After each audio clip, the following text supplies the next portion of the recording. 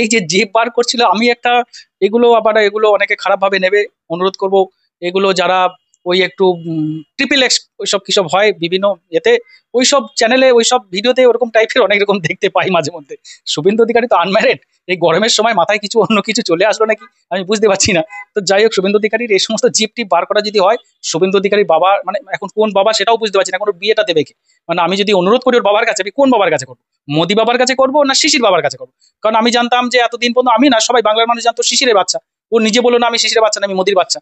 এখন আমি মোদি বাবুকেই তাহলে এখন বলবো, এই শুনলাম নাকি কয়েকদিনের মধ্যে উত্তরবঙ্গে আসবে, আমি একটা বড় প্ল্যাকার্ড লিখে দাঁড়াবো ওখানে, মোদি বাবু যখন আসবে বলবো মোদি, বলবো মোদি বাবু, মোদি সাহেব আপনি দয়া করে শুভেন্দু বাবুর একটা বিয়ে দিয়ে দিন, কারণ বদ্ধ উচ্ছৃঙ্খল পরিবেশ সৃষ্টি করছে, জিভে করে উল্টোপাল্টা দেখাচ্ছে, মানুষ প্রচন্ড বিরক্ত হয়ে যাচ্ছে, আপনি একটা ঠিকঠাক মেয়ে দেখে বা কোনো বিধবা হলেও চলবে একটু কারোর দিকে বিয়ে দিয়ে দিন, তাহলে অন্তত এরকম ভাবে অত্যাচারগুলো করবে না। কারণ এই জিভ বার করার ব্যাপারটা দিলীপ দার হয়ে গেল, আমার হলো না।